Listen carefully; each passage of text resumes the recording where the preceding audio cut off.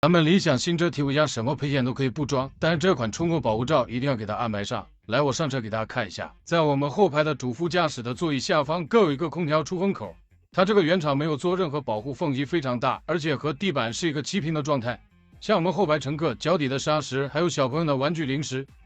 一旦滚入这个出风管道里面，就会产生一响异味，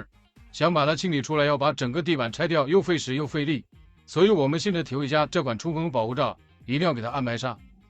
它背后的话采用的都是3M胶撕掉背胶，然后直接往外卡就可以了，有效避免杂物进入，同时不影响正常抽风。有需要的理想车友，我把链接放在视频左下角了。